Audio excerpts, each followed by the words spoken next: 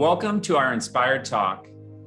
Make an impact in your community or the world at large.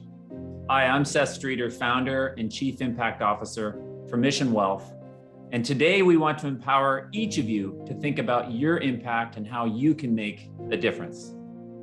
I'm truly honored to introduce my friend, Dr. Victor Rios, who's a powerful example of living a life of impact. Dr. Rios grew up in Oakland, California, in a single-parent household, in poverty, and on welfare. He joined a gang at the age of 13. He was a 3-time felon by age 15, and he dropped out of high school at age 16. Having witnessed the murder of his very best friend by a rival gang, Victor hit a critical juncture in his life when he made the decision to transform, but he couldn't do it alone. With the support of a mentor and educators, Victor redirected his attitude towards life, and he returned to school and eventually went on to earn his PhD from the University of California at Berkeley. Today, Dr. Rios is a professor and associate dean at University of California, Santa Barbara, and he's the author of multiple books with 2 more books coming. There was an award-winning documentary called The Pushouts that shows footage of his life over a 20-year period, and I highly recommend you watch this moving documentary. In 2015, Dr. Rios gave a TED Talk called Help for the Kids the Education System Ignores, and today this talk has over 1.6 million views. Dr. Rios is an expert on educational reform, and he's one of the nation's most in-demand speakers on this subject. This year alone, Dr. Rios has spoken to over 100,000 teachers, administrators, students, and their families. And his message is to see at-risk students as at promise, with resilience, character, and grit. Today, we're going to be recording this session, and we'll be sending all registrants a copy of the link so you can watch it later and share it with your friends.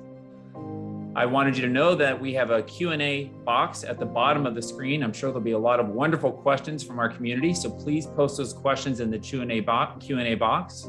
We also have a chat box. If you have any comments you'd like to make or you need technical assistance, you can post those comments there. And I wanted to remind everyone that at the close of this session, within 2 days, we'll be sending you a top takeaways blog, including the video link. I'm truly grateful, Dr. Rios, that you're here to share your story with us today. Thank you so much for being with us. Thank you. Thank you so much, Seth. Very, very honored to be here. Hello, good morning, everyone. Thank you for coming by and listening to a little bit of my message. I want to talk about a dignifying purpose, because that's, if you ask me, hey, Victor, what's your purpose? Like, what do you do in life? I would tell you, for me, it's about finding a dignifying purpose for all folks that I encounter, all people I encounter.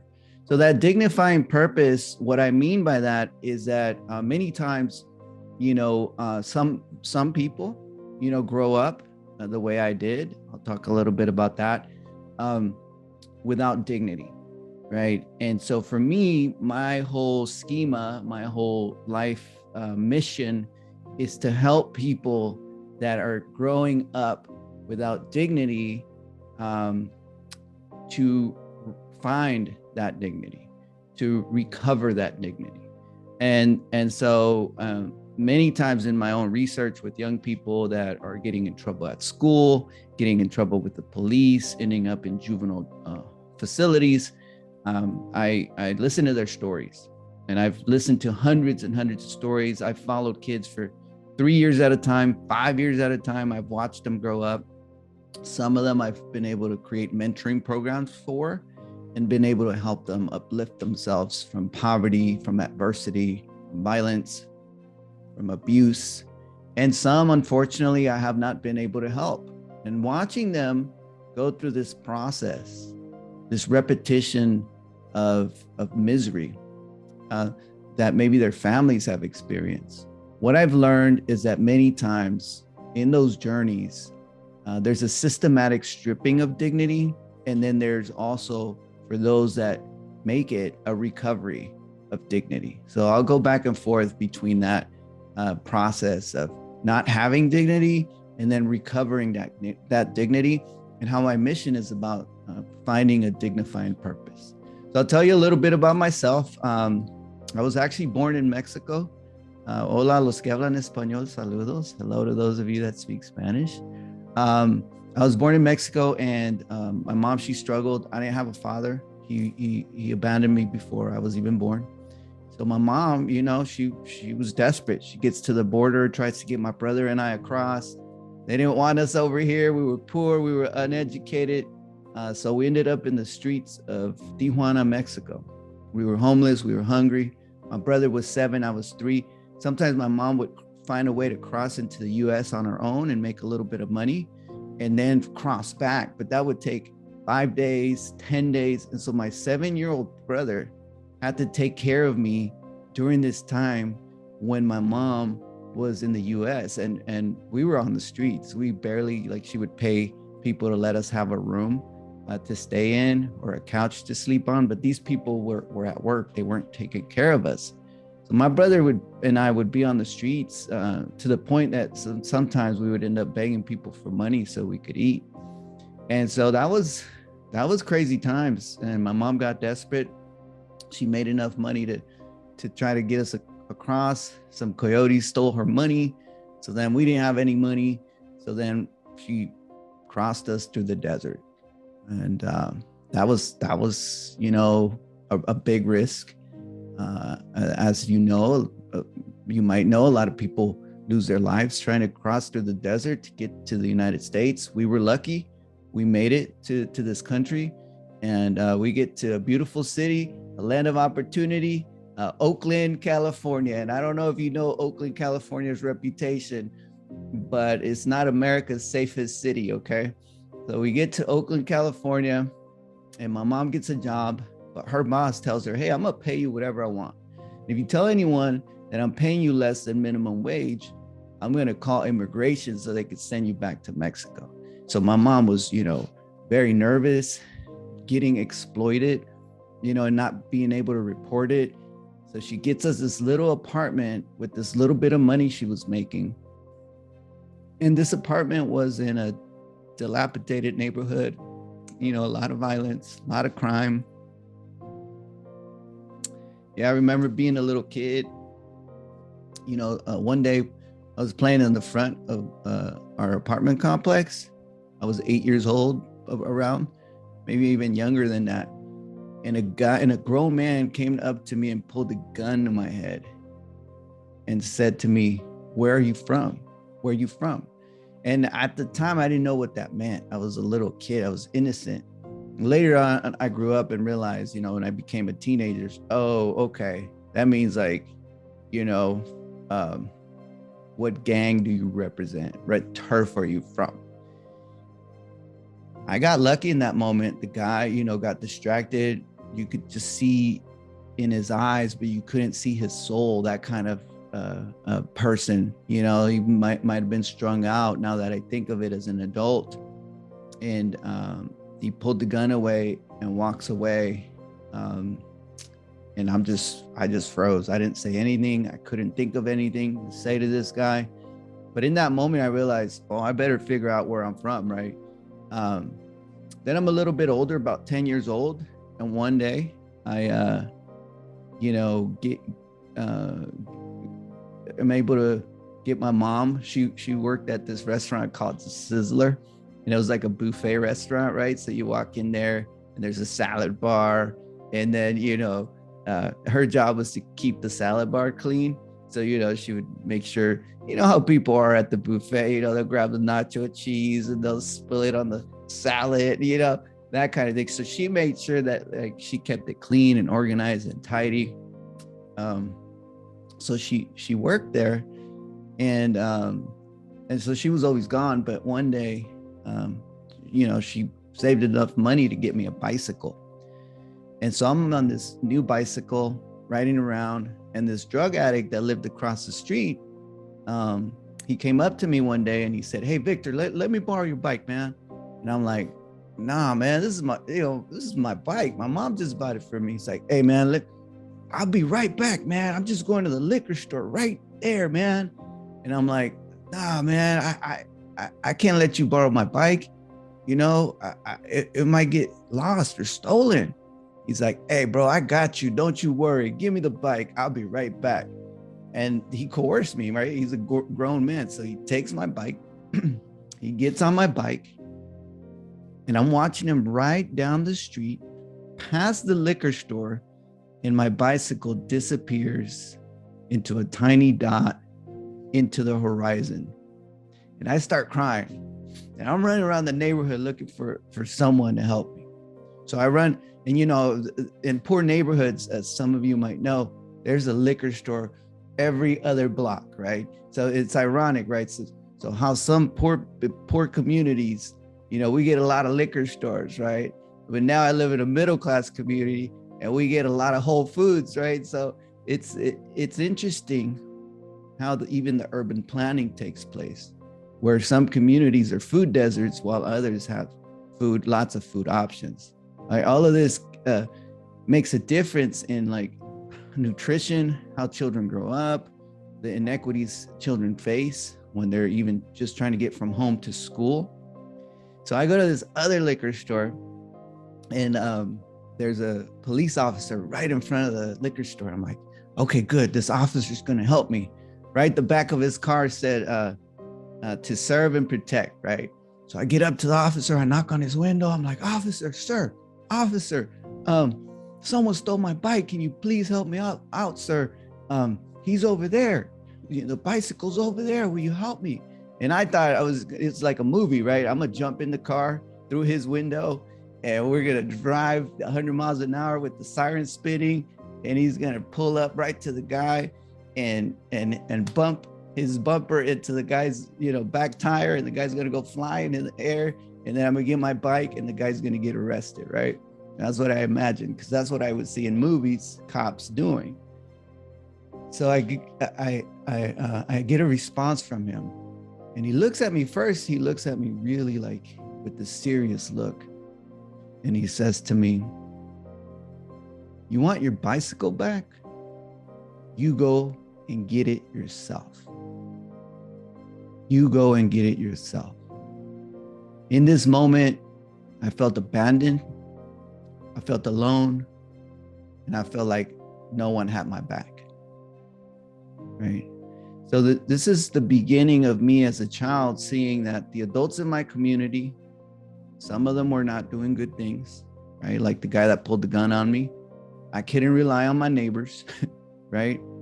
At least some of them, right? So they weren't there for me. And that even, right, the state, right, in this case, a police officer, was not there to protect me. And maybe he was there to police me as later on as a teenager, but not to protect me.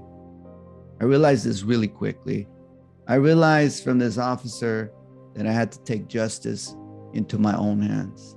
And I remember that day being like, oh, okay, from now on, justice in my own hands. And later on as a teenager, I end up joining a gang and doing bad stuff on the street, taking justice into my own hands. So these two examples are about, and many others too, with my mom and her boss exploiting her, right? Or in the apartment complex we lived in, it was owned by a slumlord. The guy owned 50 buildings.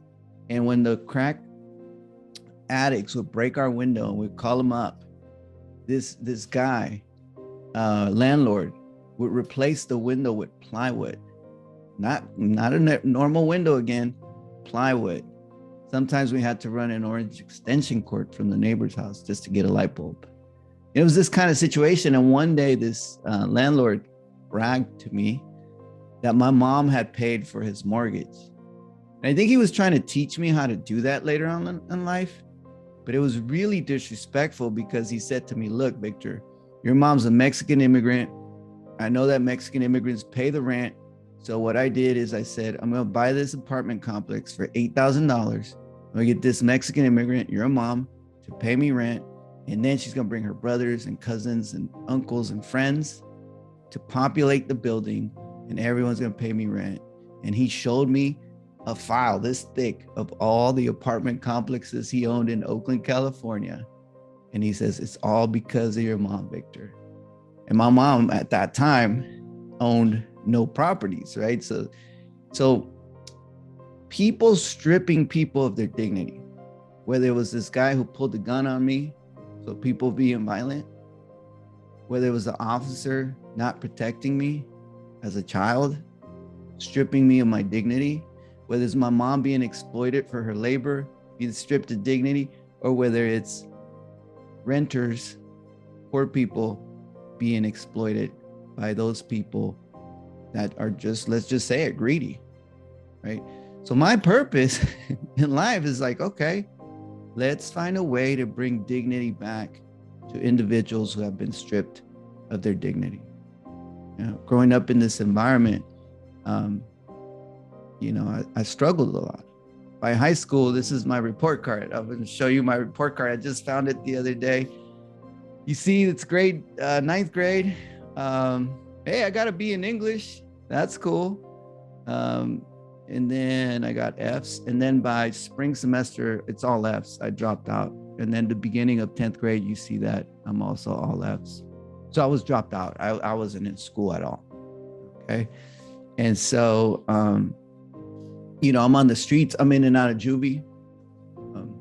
The reason I think I took it really, really difficult, really hard, and the moment I decided to drop out of school was my little cousin. He was living in that apartment complex I was talking about, and he was 2 months old. He's a baby. He's my neighbor, and we had big rats in our apartment complex, and the landlord wouldn't get rid of the rats. So this landlord would just ignore any requests we ever made to fix anything. So one day, middle of the night, my little, cousin's sleeping in his crib. His mom was asleep next to him. And the rats crawled on his crib and they began to chew his face up. They chewed his lips, his gums, his cheeks. By the time his mom got up and realized what's going on, his little face, was in a pool of blood, and he had to be sent to the hospital. His little face had to get fixed. And at this time, I told myself, I don't want to be poor anymore. I don't want to live like this anymore. I want to get my family out of poverty. So that's when I started pushing lawnmowers. It wasn't paying enough money. Then I ended up on the streets. I'm on the streets, in and out of juvie, because I was stealing cars. I didn't care because I was fatalistic. I thought I wouldn't make it to my 18th birthday. I thought I would end up dead or in prison. This is what happens to people whose dignity gets stripped away from them. Right? They end up not seeing or feeling a purpose in life, like nothing to live for sometimes, right? And so in that moment, no one could reach me, right? And also, I had no adults in my life. My mom, she was too busy surviving, and so I didn't really have a bond with her, because she was just trying to pay the bills so that we wouldn't end up homeless. Because even, there was times we got kicked out of apartments and we ended up sleeping under trees at the park.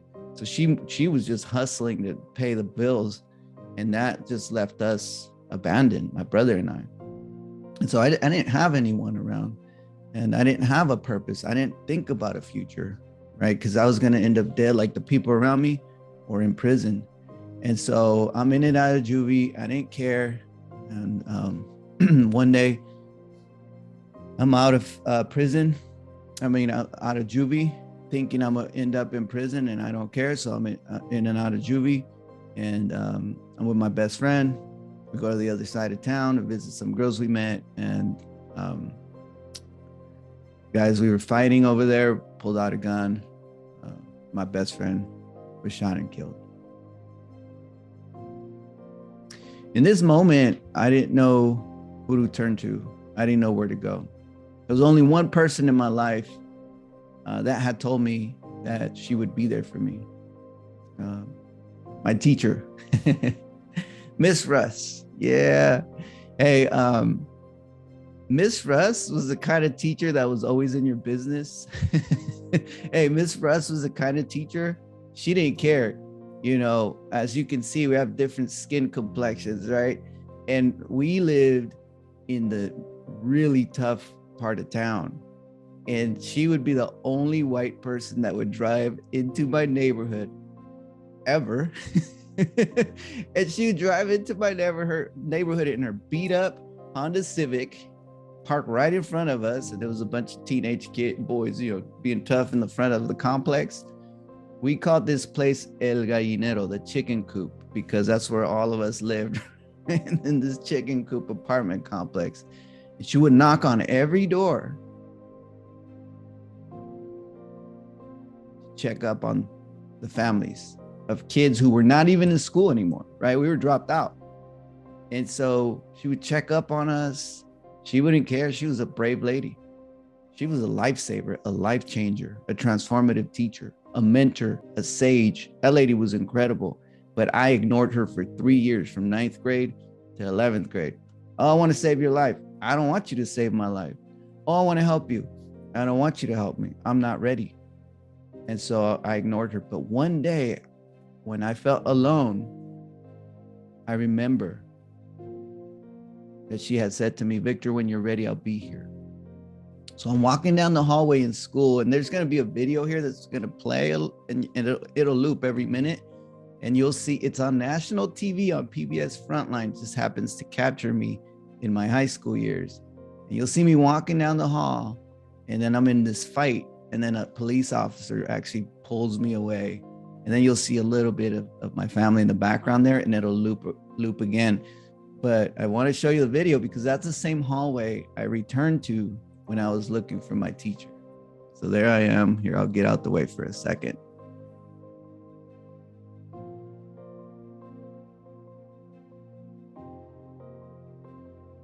There's the fight.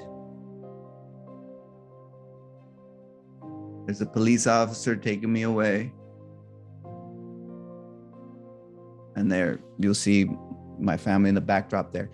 But all to say that when I was ready, I remembered what this mentor of mine, this teacher, had said to me. She said, when you're ready, I'll be here for you, Victor. So I go back to her, and she comes out of her class. She knows I'm at school. I'm in the hallway there.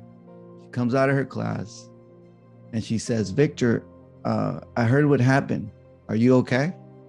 And I'm trying to be a tough guy, right? Because, you got to be tough in these hallways. So I'm trying to be a tough guy, right? And I'm in these hallways right here that are showing right now in the background. And she says, are you okay? I'm like, yeah, I'm all right. And this lady taps me on my shoulder.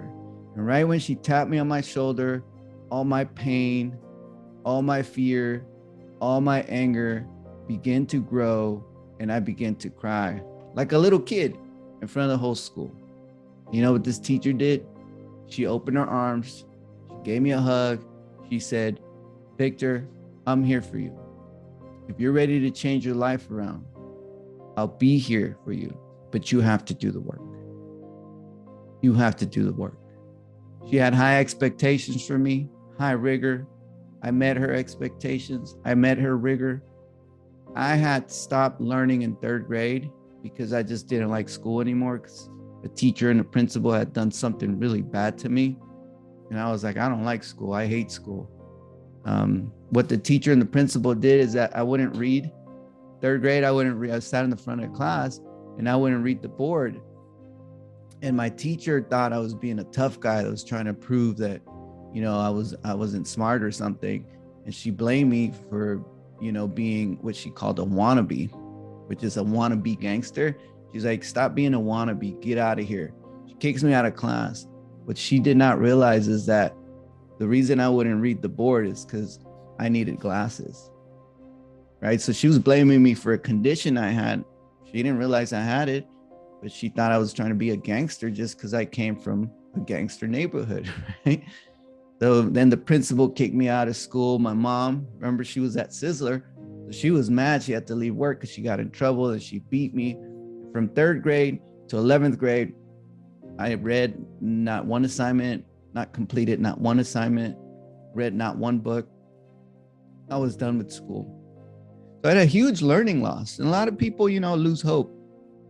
Oh, these kids, like their parents aren't around. They don't have any education. They're way behind. They're not literate. Some of them don't even know how to read. That was me.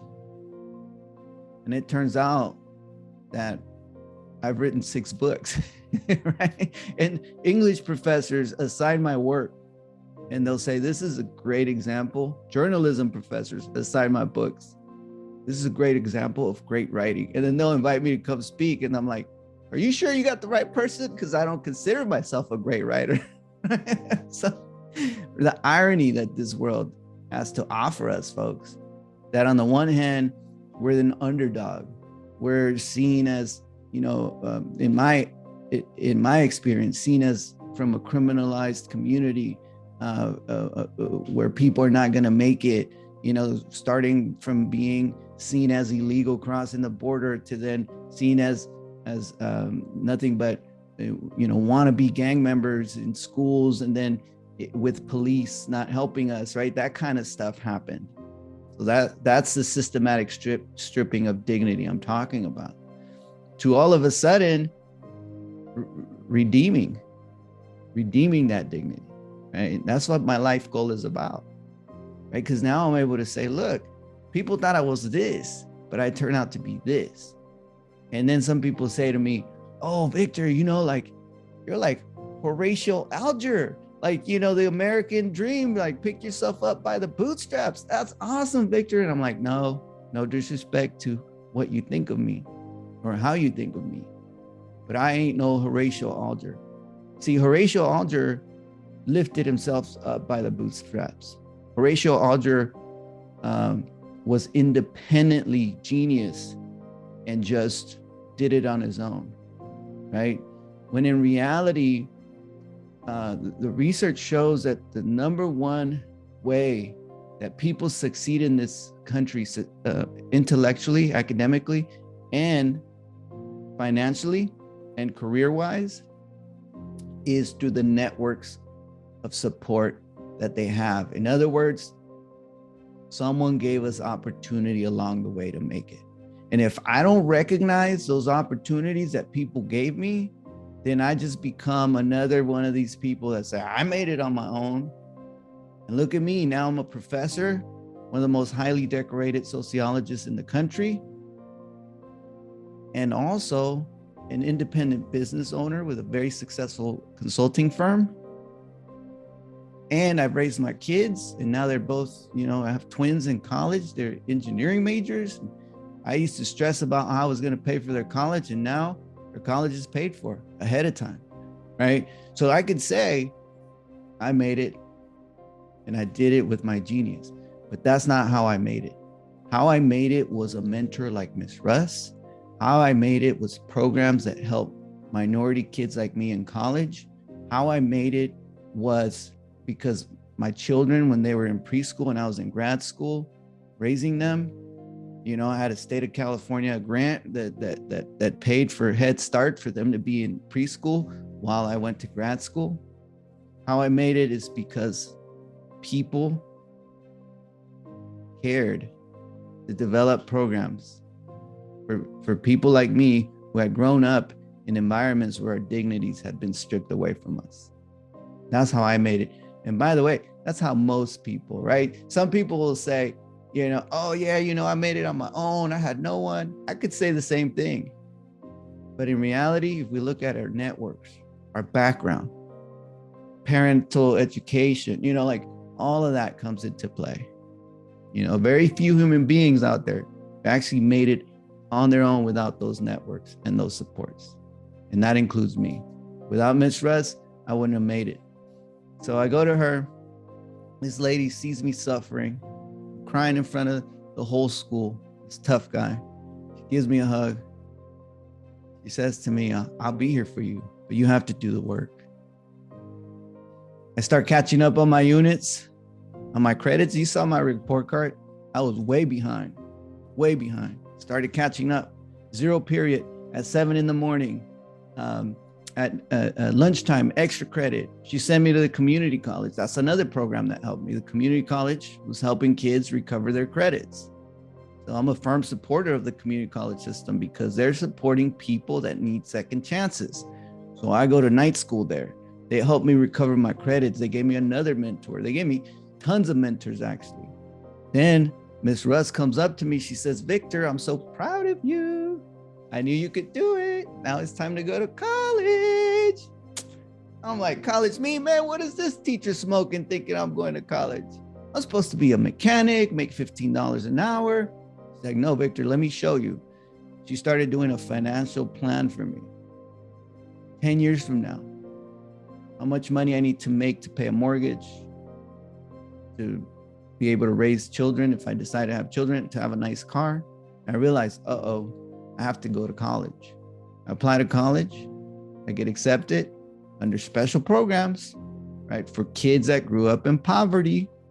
And I'm proud of it. I'm never going to be ashamed of having been accepted to college under special programs for kids that grow up in poverty. I have to say it because we need to continue those programs. I get there, they mentor me, they guide me. I catch up on my learning. I'm working full time while going to school full time. I lived in the San Francisco Bay Area. I went to Cal State East Bay. It was in Hayward, California. I would take the BART and go all the way into the city, San Francisco, to work full time. And I would listen to cassette tapes, my professors on cassette tapes. That's how I took my courses on the BART system. Sometimes I would just go in a big loop around the Bay Area on the BART system just to finish my homework, right? It was the safest place I could actually study.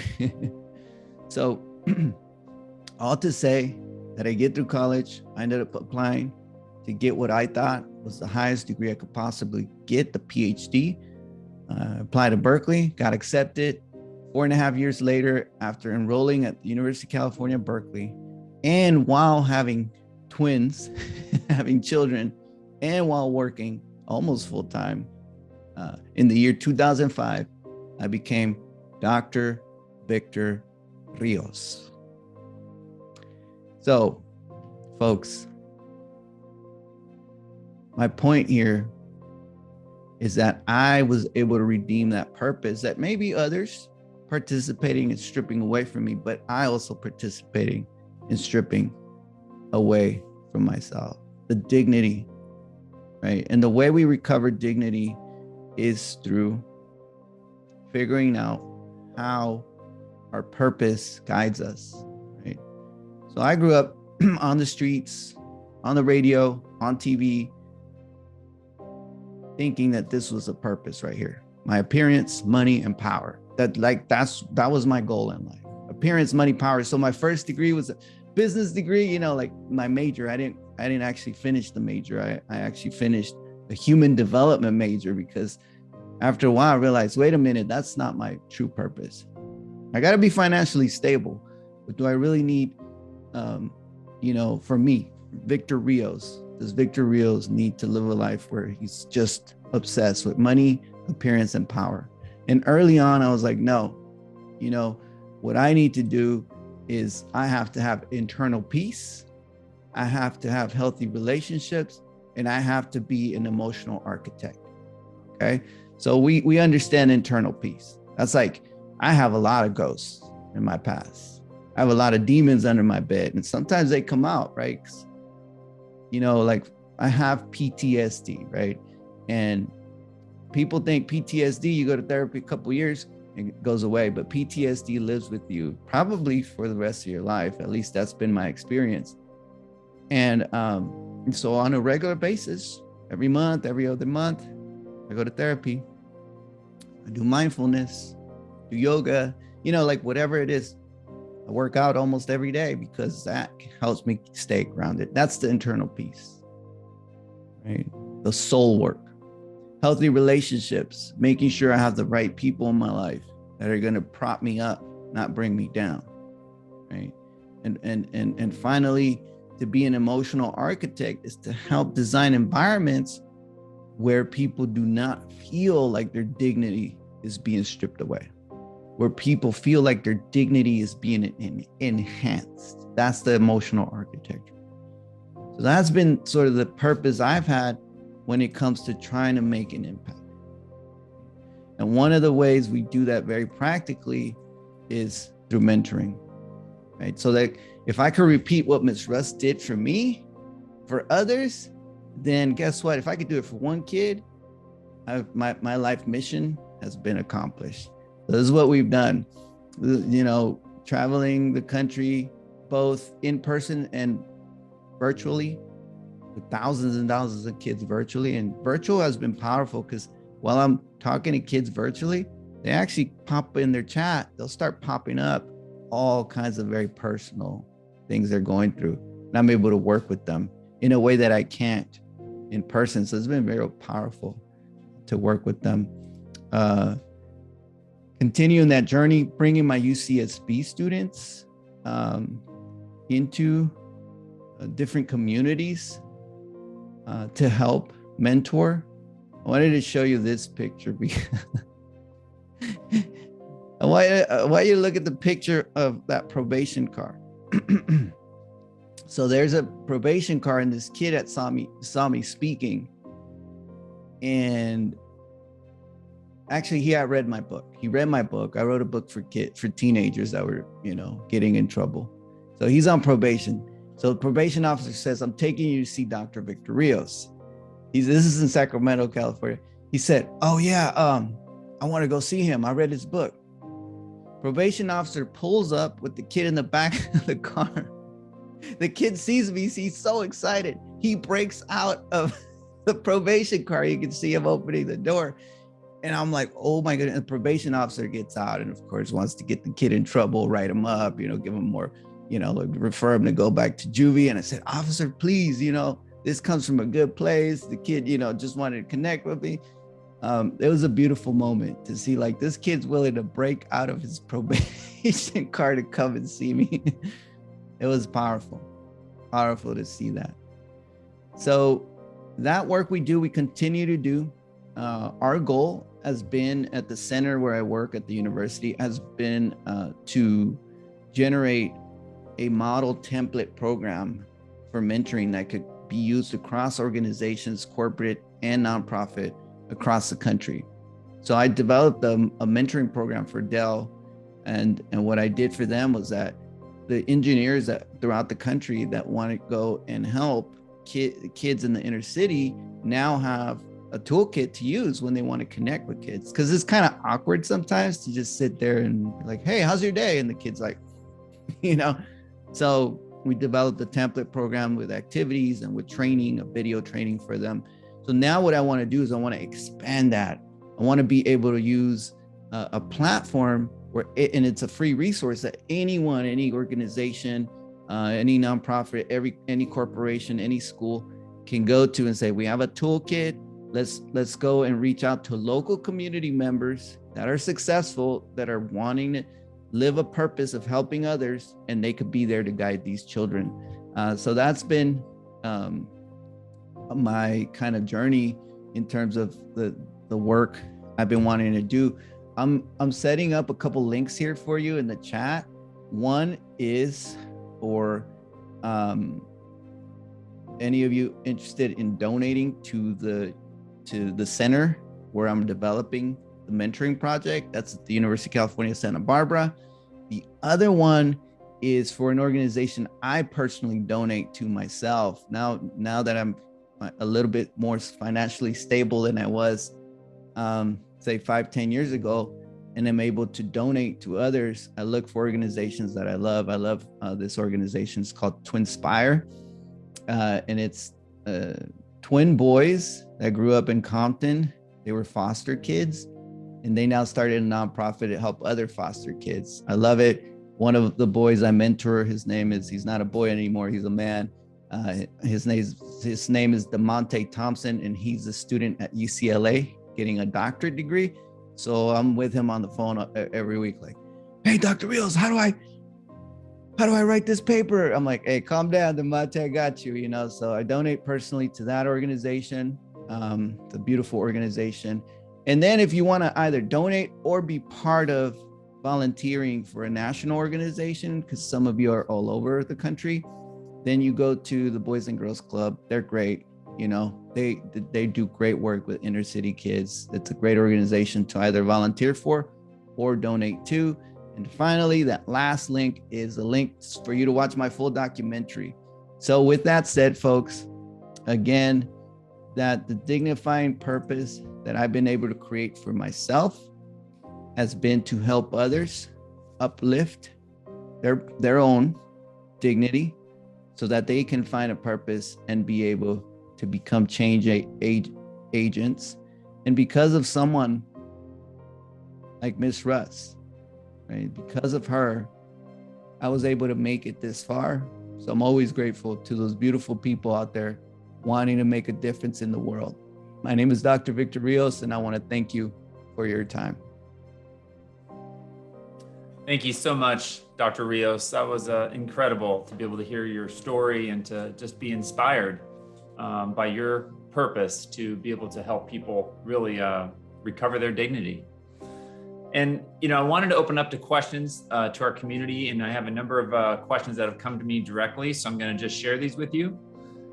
First one is kind of just general. Dr. Rios, I've read your books. I volunteer at the Boys and Girls Club, and I would like to understand better about marginalized children and how I can help them. So you mentioned, volunteering at the Boys and Girls Club. Like, what else can people do if they want to help this community? Well, there's a lot of things we could do, right? I think first and foremost is connecting with those, which are the great local nonprofits that, and if you ask enough people that are involved in the community, they'll point them out, right? They'll say, oh, these people right here, they're doing a great job with kids that really need it. So identifying the local nonprofits that are because they're sometimes not recognized that well and not funded well. Local grassroots nonprofits that are doing the work directly with the kids, right? So that would be number one. And when I say have an impact with them, I mean both volunteer and also, donate, right? One or the other, because the volunteer work matters a lot as well. There was a group of 20 of us mentors, some of us professionals in different industries that went into Watts in LA just to help 40 kids that had dropped out of school. And that became the basis of the film, The Pushouts, that I put the link for. And none of them had experience in, helping kids out. We all kind of learned as we went, developed a platform and a framework for it. But these volunteers made a huge difference. So you can actually physically, right, walk in there and provide some skill sets that children, young people need, financial literacy, just thinking about college, what degrees to get, all of that good stuff is, I think, important for us to have the human capital along with the financial capital as well. That's great. Well, you're speaking our language, because we talk about wealth across 11 dimensions, and we know finances is just one of those 11. Another question for you, Dr. Rios, is, did you feel you had dignity when you were in a gang? And if so, how would you help a gang member find dignity outside of the gang? Yeah, so this is a good question. This is like, my area of research. And so it's a surrogate family. It's a street family, right? The gang is. So like, and think of beyond gangs, like any group that makes you feel belonging. Like we think of it, any group out there that makes you feel a sense of belonging. You get lost in that group. We think of like drug addiction too, like drug addicts tend to kind of congregate with each other, and that's another family, right? This is an addiction family. And then we could think of other groups that get together, and maybe not doing healthy things for themselves or for society, right? So these groups, the reason they come together is because there isn't another kind of replacement for that. So we have to create surrogate families for people that are kind of gravitate towards being part of a family that takes care of them when they haven't been taken care of. So the dignity has been stripped away from them. They go hang out with a group that makes them feel like their dignity is being recovered, but we know it's not. So we provide a family structure for them in a healthy environment that provides them internal peace, healthy relationships, and allows them to learn how to be emotional architects. So one big policy I've been working on is to have schools become community serving institutions. In other words, at schools, we help teachers out by allowing success coaches to go in, mentors during the school day. And if kids getting in trouble, they go to a success coach, not just getting kicked out of school and on the streets and then a cop picks them up. And a success coach helps them out and helps them plan and helps them do conflict resolution. And then after school, there's programs for these kids and their families at the school, but it's not the teachers running it because they have to rest. We're talking about professionals that come in and run those programs as well. So that's something I think for me that's very important, creating those surrogate families that are healthy for kids that are looking for a replacement for maybe a family they haven't had. Yeah, absolutely. Okay, this is an interesting question. I'll just read it in full. Dr. Rios, I care about marginalized youth, and I live in a city where I often see them when I walk by. I'd like to start a conversation, yet I feel such a divide exists as an older white male in a suit. How can I bridge this gap in this setting? So I'm picturing this business guy walking like in the inner city. How do you and you see you sitting on the side, can they approach him? How do you bridge that? How do you take that divide away? It's a tough one. Look at Miss Russ. She, of course she was a teacher, so she was already like, we kind of understood who she was, but we always would be like, lady, get out of my face, right? So you're gonna get some pushback sometimes, especially by young people, because young people could be very awkward, especially coming out of the pandemic. I'm just gonna tell you all one thing that our schools are suffering with. And I was just at a local high school where the freshmen couldn't make eye contact with me. The freshmen, looked pretty down. I was, speaking to them and I lifted their spirits up, but it took a long time to do that. And every administrator and teacher I'm talking to across the country will say this: ninth graders are acting like seventh graders. Fifth graders are acting like third graders. During the pandemic, what we lost was social skill sets, 21st century skill sets, the kinds of skill sets. Many of you are from the corporate world. You understand these skill sets because those are the skill sets that determine success in the workplace. Those skill sets were lost by a lot of these children. How do I engage with someone? How do I read the situation going on in this room? How do I, have, confidence in speaking? All of that got lost. And so what I'm trying to say here is that you're going to encounter and it's highly more impacted with inner city kids, but even our middle class kids, are kind of a little awkward. They're post-pandemic kids, right? So we need a platform that teaches all kids these 21st century skill sets that matter in the workplace.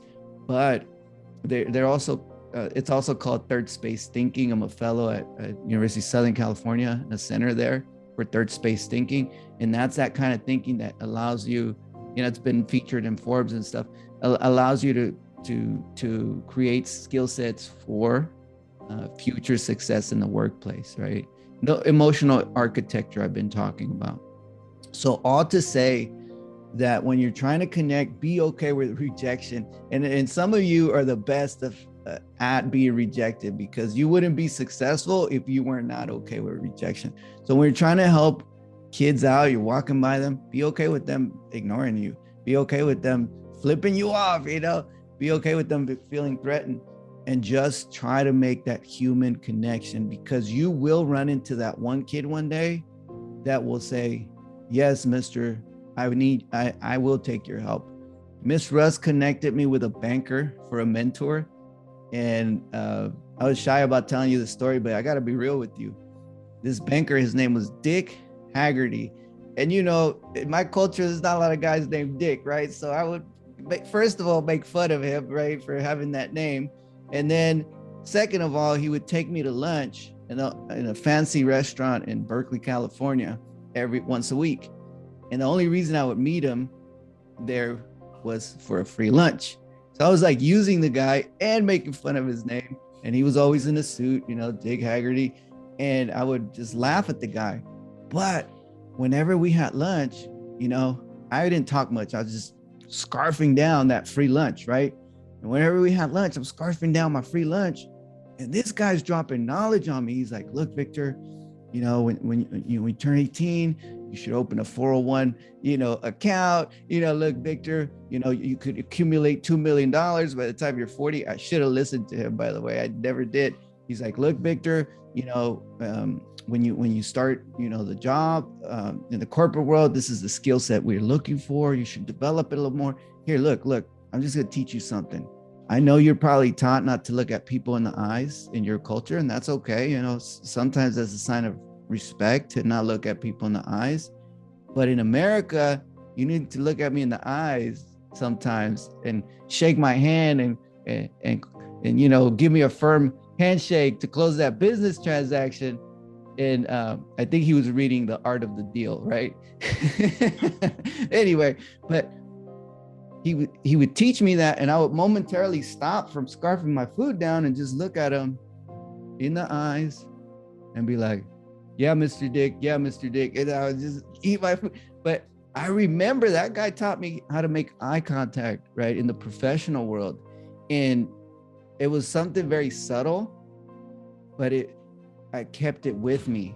So he taught me a lot, even though he probably felt like he was wasting his time and his money buying the street kid some free lunch, right? So you never know what seeds you're planting for people you connect with, even if sometimes they don't show how grateful they are for the work you're doing. And by the way, you're not doing it so people are grateful to you. You're not doing it to be a savior. You're doing it just to plant seeds out there and see how those seeds can develop in the future. I wish I could connect with Dick and let him know, hey, Dick, thanks for teaching me how to make eye contact with people. Because now that's what I do as a profession. I'm a speaker. I got to make eye contact with you. Yeah, you got a lot more than a free lunch from him. That's great. Another question here is, Dr. Rios, how do we engage the parents of these kids we're talking about in order to get better results when we help these kids? I currently volunteer for the Boys and Girls Club, but I want to know, how can we engage with the parents? So there's a picture here I wanted to show you again of me working, I believe, let's see, where is it? With parents. And so I have I call it the Parent University, because one of the things is, like, we can help kids all we want, but if their parents are not kind of sorry, I lost track of the picture, but if the parents are not kind of on board, then we're not going to get far. And so, a lot of us, and my wife, actually, she's a professor at the university also. She does research on parent literacy. And what she has found is that if you give an intervention of 5 hours to immigrant parents, who sometimes we stereotype as like, oh, they're fixed in their culture or they're fixed in their ways, they'll never learn. She gave them 5 hours. This was, I'll give you a quick example. Mothers to talk about with their teenage daughters about sex, right? So that she captured it on video, and the mothers were terrified. They didn't want to talk, they're Catholic, they're going like this, they don't want to talk. And then she gave them 5 weeks of 1 hour conversations about this very heavy topic. And then she videotaped them again. And these mothers were asked, talk to your daughter about sex, and all of that stuff that comes with it. And you could see them flowing. Conversation, mother to daughter. Look, honey, this is what's going to happen. This is how you should protect yourself. This is the kind of I've learned in the workshop. This kind of things that can happen. This is da da da da da. Sorry, I've been so conservative about, or whatever it is. And it turned out that a very little bit of investment in educating adults that maybe don't have, right, the proper education to really be there for their children pays off. So that's why I'm always with school districts. I'm always doing a parental component, right? Parent education, because you're right. Let's help the parents too. And it doesn't cost a lot, right? You just bring professionals that maybe once in a while will serve a little meal. And then you have parents. I even do virtual parent trainings too. And parents that care will be there. And there's a lot of parents that care, but we're just not offering those courses for them. Wonderful. Well, I'll have Christy put in the chat again your website so people can tap into some of those parent trainings and other programs and workshops that you're putting on. A couple more questions here and then we'll close. Fostering is something that I hope to do in the future. However, I feel unprepared. I know many kinds of kids end up in the foster system, and they come from different backgrounds. Besides volunteering with the Boys and Girls Club, what are other ways to prepare yourself to be great for those that you foster? So if someone's willing to step up all the way to being a foster parent for some of these. Wow. How That's can they hey, prepare themselves? more power to you. I think life has already given you that preparation, and I think it is about setting up that network with folks that already do this kind of work. That tell, look, this is how, like, because foster kids, not gonna lie, they're tough kids. I've worked with them. They're really tough because they've been through a lot. A lot of them are. So you got to be ready to take on a lot of adversity that child kind of puts out. Also, the child might take it out on you because they're gonna be like, my sister-in-law's a social worker that takes in, her and my brother take in foster kids on temporary basis. Anyway, long story short, one thing I've learned from mentoring them through my family, and they've become part of my family, is that they start their first few weeks blaming or even attacking, saying the family, like that fosters them, like it's your fault, taking it out on the family, right? So you have to be ready for that, and not take it personal. Just know they're coming from a systematic stripping of dignity throughout their lifetimes, and your job is to help them recover their dignity, right? Enhance their dignity. So you want to rely on people in your life that are positive. You want to rely on programs around you that can support them, and you want to just be patient and ride the wave, because after that, that phase, 2-3 months later, you got kids that are like, this is my family and I appreciate you.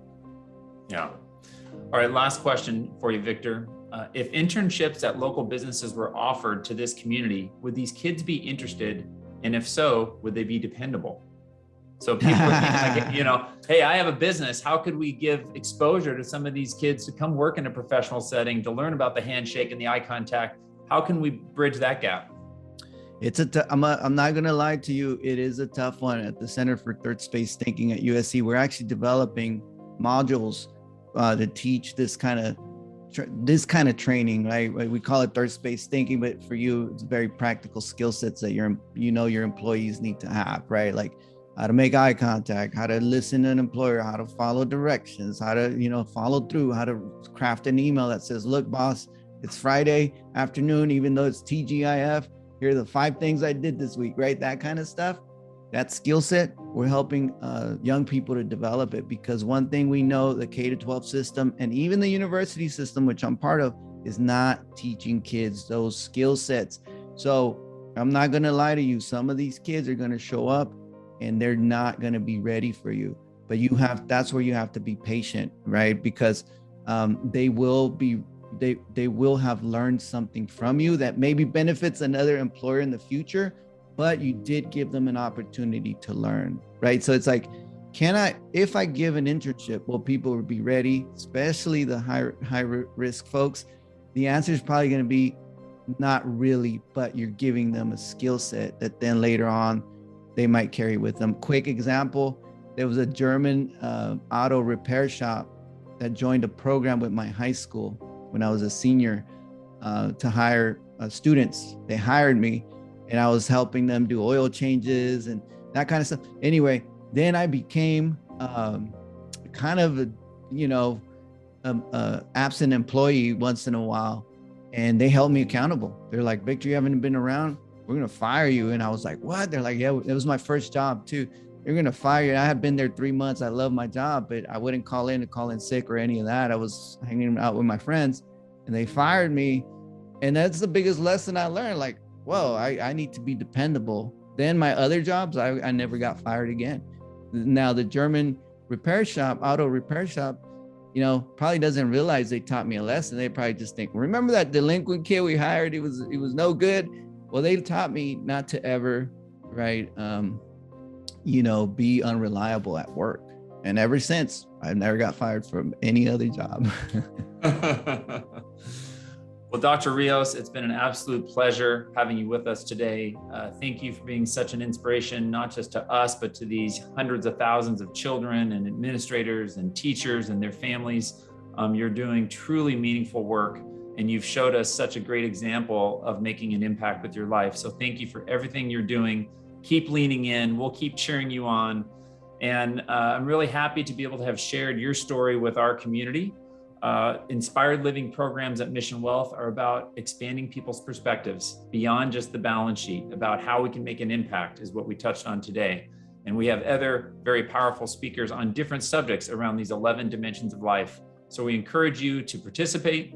I wanted to let you know we do have an upcoming event called a Wisdom Share, where we will have crowdsourced wisdom shared across our clients and across our advisors to reimagine your new year across those 11 dimensions. So please feel free to join us at that next Inspired Living event.